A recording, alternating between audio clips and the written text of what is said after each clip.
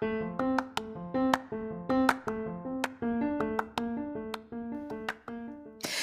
there, and welcome to the daily podcast where wisdom smacks us with kisses or love taps. I'm MichelleSpiva, a wisdom strengthening coach, your host, and practical priestess of wisdom. Mwah.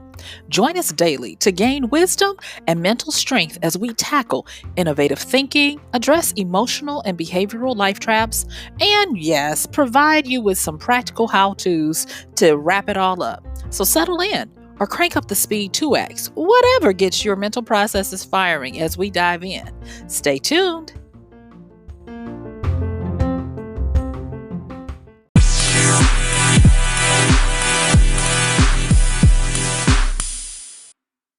Yay!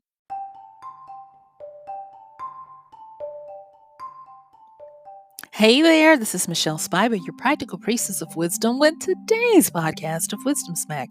Mwah! I do ask that you join me, stick with me on this flip that's coming up as we get to talking about, I think, something that's real needful, so much so that I turned it into a wisdom skills training. So stick with me as we start evaluating your words, what you speak, what you hear, and what you think, and understanding how you could possibly be speaking death over your life. So stick with me as we talk about word medicine. It's going to be good. I'll see you on the flip.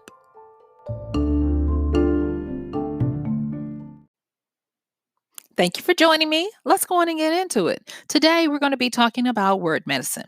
And I am going to ask you to commit to listening to today and tomorrow, because today I'm going to be talking about word medicine, healing your words. And tomorrow I'm going to be talking about word casting, casting for your future. So join me and stick with me. So today, talking about word medicine.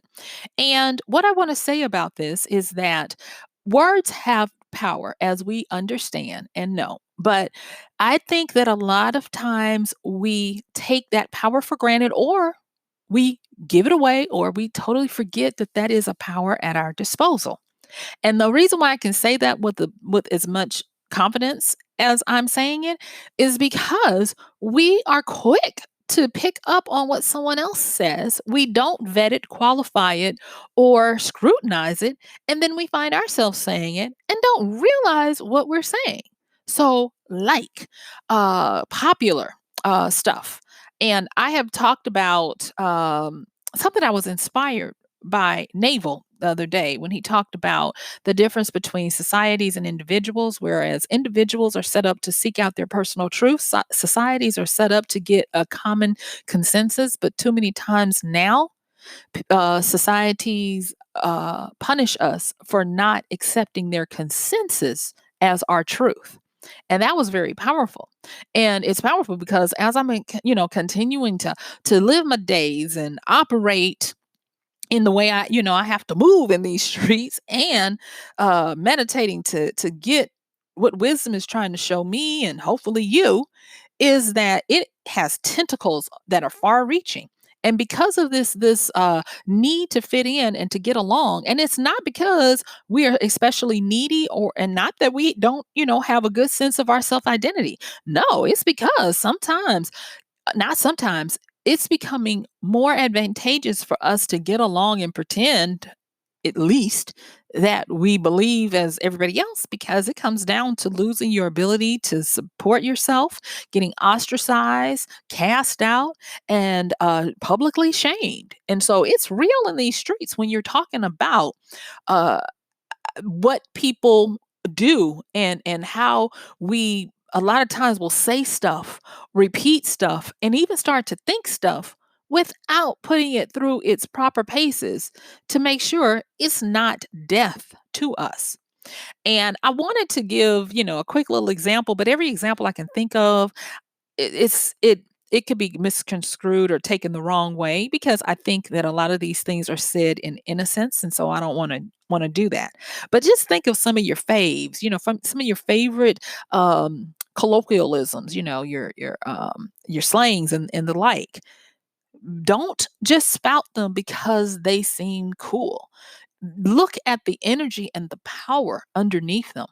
There was one I caught myself writing about not recently, but it was you know, aspirational goals, but it was a wistful kind of statement where the person saying it intimated that they would never have that goal. Even though they wanted it, that it would never happen for them. And I was like, mm-mm, no, no, not on this watch. I can have, I can have what I want, but I'm going to make sure that what I want is what I really need to have. And it just got me back into understanding that, girl, you cannot be lazy when it comes to your creation. Now, let me give you a little background on why we're talking about words and medicine. And the reason why is because I've been looking at stuff online, and I'm gonna tell you, Twitter, Twitter is something out here in these streets, and there are some people who are doing some really grassroots work. There's one individual where he has been getting donations and then turning around and gifting people. It's under the hashtag rent relief. And I've mentioned him before on the podcast recently. And so what he does is each day, if people use that hashtag and tell him a little bit about themselves, what they need it for, and they're either Cash App, Zelle, or PayPal, he will send them a $200 grant, gift, whatever you want to call it. And looking at what people are posting, my heart has been breaking. Not just because of how desperate a lot of people truly are and in dire straits, but also the word choices and how they are continuing to speak death over themselves. I'm finding a lot of, and this is not an indictment on anyone, because that I don't believe that this is a unique situation to that particular person. I think that when you're in desperate straits, desperate measures, these are the things that come out. But I've noticed a lot of people basically saying, I'm not going, they're saying, I'm not going to make it. If I don't get, this rent relief, if I don't get this or that, I'm not going to make it.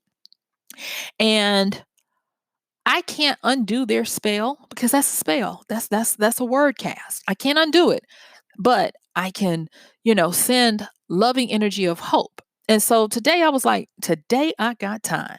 Yesterday my sinuses were doing me wrong and dirty, and I couldn't go even a few minutes without sneezing. And yes, it's sinuses, y'all. It's not Rona. So but today I got time. And so I was like, oh yes, we're talking about word medicine today. So back to these people, my heart is going out to them, and over again I keep hearing people's desperation taking over, that are starting to create a future of hopelessness, and possibly a future with a terminal point that's coming real soon. There are people with little small children. There are people who have been evicted. And yes, people are getting evicted and having to live in their cars. It's not good. And with that, it's totally understandable what's happening, because when you're in a bad place, and we're going to talk about frequency today, but when you're in a bad place and your frequency is down, that's where you operate. And it takes a lot to do what I'm about to ask, but it can still be done.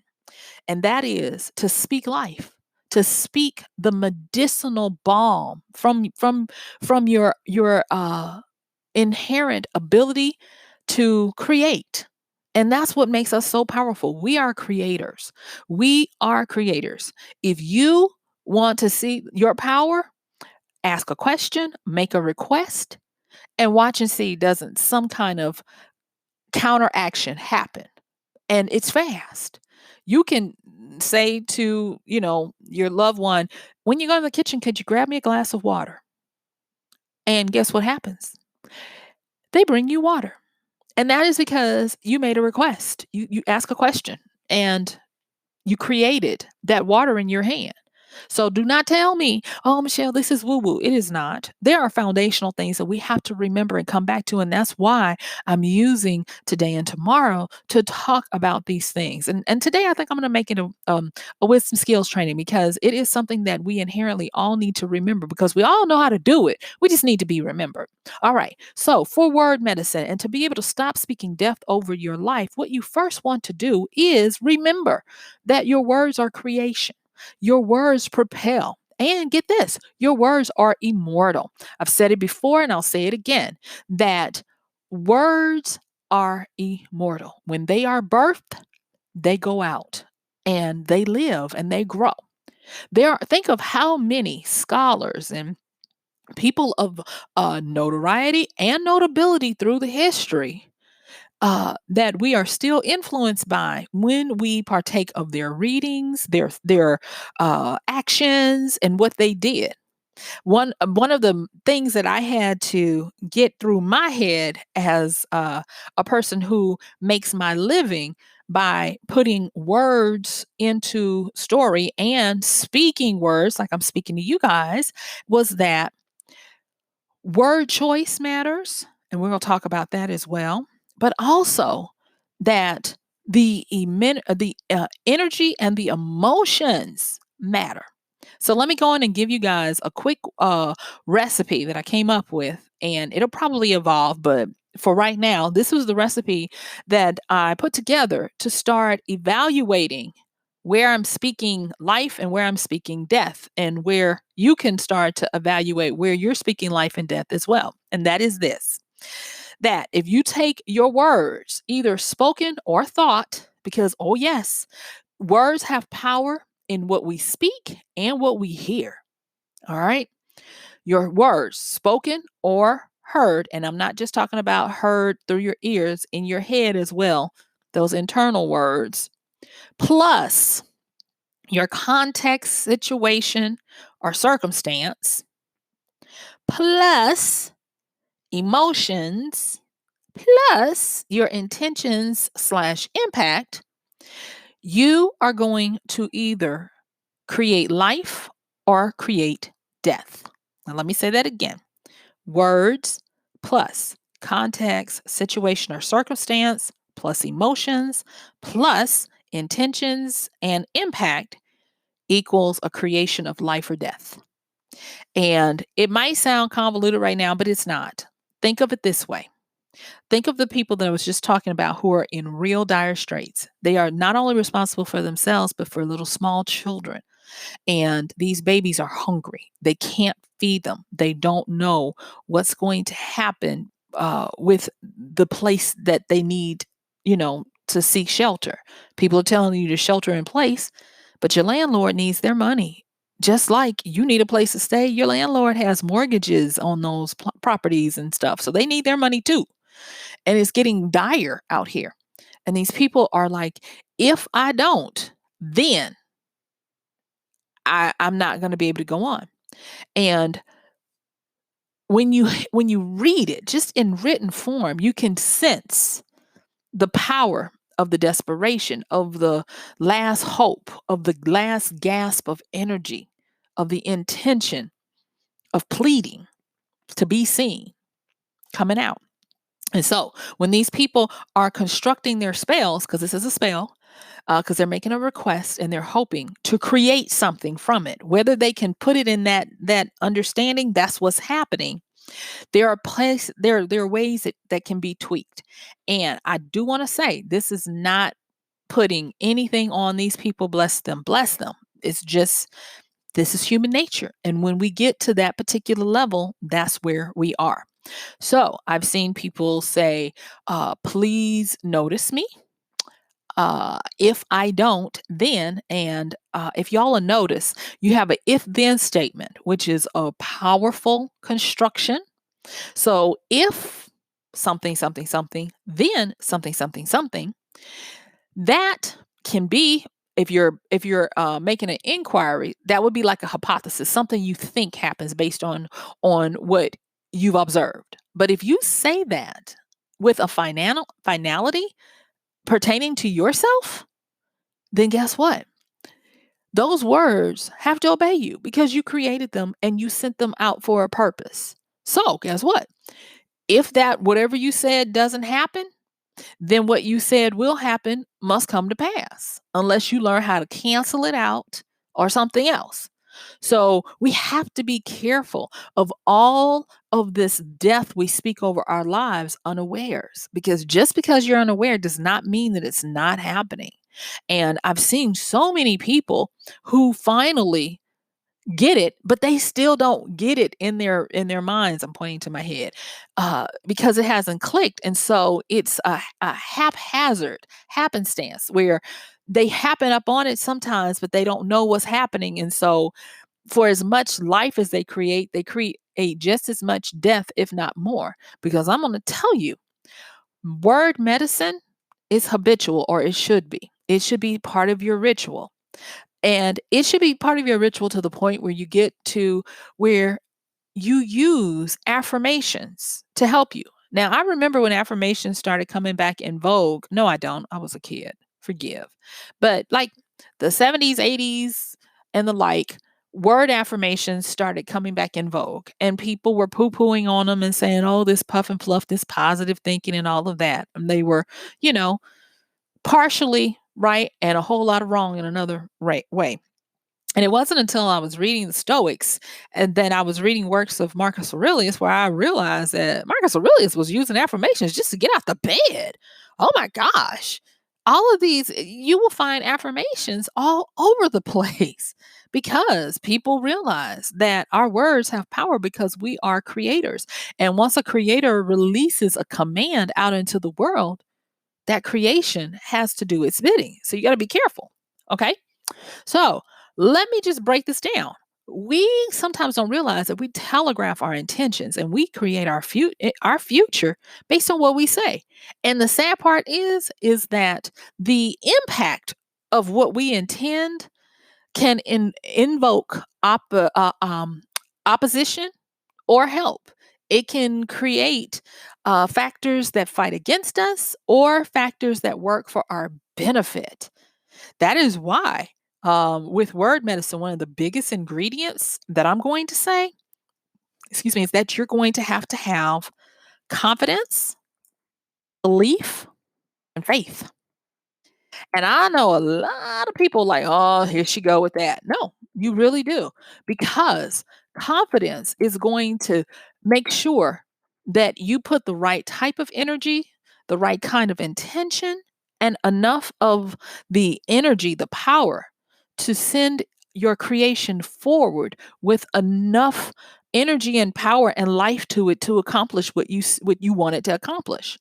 And then you have to believe in what you say because belief is the first step towards knowing. And faith, and I'm actually going to addend that to say knowing in there as well.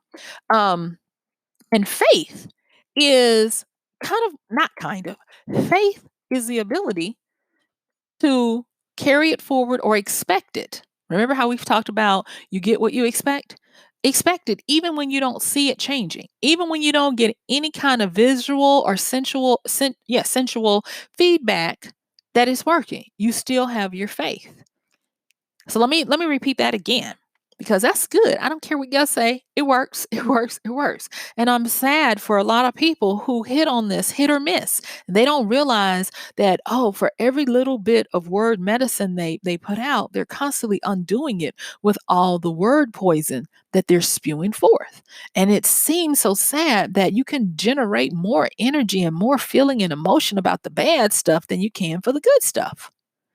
I've seen and many times in my own life where I had to stop myself from infusing what I wanted with high desperation.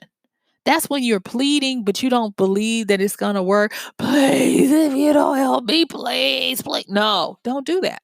And it's not because you're necessarily begging, it's because wrong energy. Wrong energy. You are infusing this with poison instead of with life. Okay? So, the next thing is when you are doing your word medicine, make sure that you look at your word choice. Word choice matters. You need to get into the habit. And I don't want to say you need, I'm going to ask you politely to get into the habit of auditioning words that you use. Watch them. Um, I had a bad habit of apologizing and saying, I'm sorry all the time. And I would say, I'm sorry, I'm sorry, I'm sorry. And shout out to a old friend since high school, Robin, her mother, Miss Betty. And Robin, if you listen to this, I hope that this brings a smile to your face because I know you probably remember this. Well, I would get to the point where I was actually a little timid growing up. I know it's hard to believe, but it's true.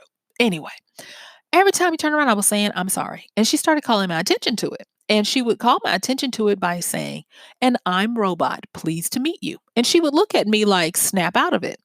And because she had a powerful presence, uh, first of all, I was scared. But then I got to the point of thanking her because she was helping me to break the pattern, reprogram myself, and offering me these pattern interrupts so that I wouldn't constantly be in the habit of producing spells that were poison for my future, poison for my life, and poison for what it was I wanted to do. And because of that, I started to choose my words differently. So much so that now I catch myself every now and again doing it, but then I was like, nope, I apologize. I'm not sorry because that is not me, but I will apologize. I offer my sincerest apology. And it was shout out to Miss Betty reminding me and that with the absurdity of answering, and I'm robot, pleased to meet you, that I was speaking poison and death over my life. All right. So word choice matters. The next thing that, because I'm looking at my time, like, why? Why? Anyway, be careful about how you phrase things. So we just talked about if then statements. And another one that is very powerful is rhyming statements. That is why you'll find that you can remember a jingle that happened 15, 20 years ago that you can call up and you haven't used it in forever. But then the same thing can't be said for important stuff that you need to remember to operate your life and do what your business is. And it is because in our language, and I can only speak for English because sadly that's all I understand. Um, there's a reason why they call our language and the construction of it grammar because it descends from that word grimoire. Now, if you've been listening to this show for any amount of time, you know how much I've talked about etymology of words and the energy of them, especially if that meaning has been consistent for all the years. Those words have a lot of power. And so, not only when you make your word choice do you want to look for words that are better at conveying a positive emotion, you want positive words that have a lot of power. So that means that sometimes you want to make sure that you look at words that are not only going to have a positive slant to them, they're going to have a lot of power to them. But if you can set up an if then statement and you can set up a rhyming or a phrase or a slogan or something that helps you. And if you can't do that, just pick the most powerful word that you can. There are many one word affirmations that people do, and you can do them in a split second because all it takes is a second to change poison into life. Think about uh, the word success. Now, I just said it just normally, but when I use that formula that I just gave you of taking the word plus the emotion that I want to convey, which should be a higher frequency, good, positive emotion, along with the situation, the context, or the circumstance, meaning that I'm in a good place and I want to continue to cast that goodness forward. And then I added with my intention. I intend for this to happen. And the impact that I want it to have is that it is good for everybody. And now, when I go back and I say success, it reverberates because Words not only have all this power, but they have frequencies. And the same word can have a different frequency when you use that equation in different ways. And the reason why you want to make sure that you're hitting good frequencies is because those frequencies have healing, medicinal properties. How many times have you received a compliment only to realize that it brightened your mood? It put you in a better way. Somebody can tell you, "Oh, I love what you're wearing," or "I love that perfume," or "Your hair looks so nice," or "Your voice is so smooth and calming," or whatever it is. And because they spoke that to you, for you, and at you, and you received it, that frequency was good. Or how about the times when people speak stuff to you and they mean it with vitriol? And they choose the most powerfully packed words to hurl at you. They can be like a weapon. That's why we can say when people are being mean and vicious that they shredded or eviscerated you, because that's really what's happening. So be mindful of that. And I want you to realize for yourself that immediately you don't have to have permission from anyone. You don't have to have money to pay anybody anything. I gave this to you all as a gift. I'm not asking you to send me any money. Do I ask you to send me any money? No, I'm giving this to you. And this is powerful. There are going to be a lot of people who would teach you something like this and they would put it behind a paywall because this is priceless. This is more valuable than most things because this is reacquainting you with the power that you have. So, in our last few minutes that we have together today, talking about word medicine and building up that skill of applying that medicine to these areas in our lives, the first thing I need you to realize is that you need to start monitoring what you say, what you hear, and what you allow to be thought, and look for those words that catch you in a certain kind of way. You're like, okay. Look for words that you use as padding that you might not be aware of. I've even suggested that maybe you either tape yourself having a conversation just on your end and maybe just like a few minutes of it and look for stuff that you say that causes you to shudder when you hear it and start working on it. I was thankful that Miss Lee caught me on those I'm sorry's, and that helped me to not do it anymore and to stop that because a lot of those paddings they will nullify your effect that you want to do. So, really quickly, I'm gonna have to say this one real fast. I had another one, and I still catch myself saying it. A lot of times I'll say something and then I'll say, "Does that make sense?" And I have just nullified, taken all of the medicinal quality out of what I've said because I was uh, trying to make someone infuse their power into it to affirm me, meaning that I wasn't as confident. I didn't have enough of the faith and the knowing and even the belief in what I was saying to go and try to check for somebody else's permission to keep going. Remember, I said that's one of the things, and I'll say it again. Uh, so you have to stand 10 toes on this. You have to get to the point where your word has power, and that power is of life, and that power will predict and cause things that you're not even aware of to line up for your good. So, I want to make sure that you understand that. Let me give you my little formula again. You take your word plus the emotion that you want to have, plus take into consideration the context, situation, or circumstance, and then add in the intention that you want to put into it and the impact that you hope to have. And then you launch that bad boy out.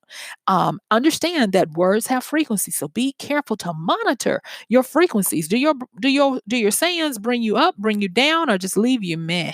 Because one of the biggest and most insidious parts of the words that we use, they are not necessarily bringing us down, but they're zapping us of enough energy to go either way, up or down. So we're listless, ambiguous. We are um um apathetic, you name it. Just not there because our words have no power. either up or down. So be careful of that with your frequencies. And when you speak, when you formulate, audition those words, make sure you have the good choices of good power. Use some of the tricks of the trade that have proven to be invaluable, like using if then statements. Like, um, if I can smile, I can, and then put something good behind it. If I can smile, then I can make it. I can succeed. I can overcome. And you don't even have to say it like that, because that is like maybe you can, maybe you can't. So if I can smile, then I am. And you can use the I am statements like we talked about. Don't forget your rhyming. Don't forget to make slogans, rhymes, cute little pithy statements that help you to remember good things to use as affirmations, and even a one word affirmation of success or belief or confidence or clarity, whatever it is, use those. And realize that when you speak, use your confidence. Believe in what you say. Have faith, even if you don't see it, you don't feel it, you don't smell it, you don't taste it, that is coming. And know that your expectations are in line with what it is you want. And watch and see that you will get things to start to turn around for you. This is not some kind of pie in the sky woohoo. This is real. Words have power, they have frequency, they have energy, and they are your creations to go out and do what it is that you said you were going to do, or that you programmed them to do. So watch yourselves. Start speaking medicine and life over your body. Stop speaking all this death. Stop giving away your power. Own your power and create the world that you want to be in by what you say, what you hear, and what you believe. All right. So guess what? Yeah, my time is up. I thank you for yours. This has been MichelleSpiva, your practical priestess of wisdom, with another podcast of Wisdom Smack. And because this is a daily podcast, guess what? I am going to be seeing you. Now, if you felt inspired, go and check out the show notes, because I do have ways of how to contact me and even how to support the show. So I'll see you.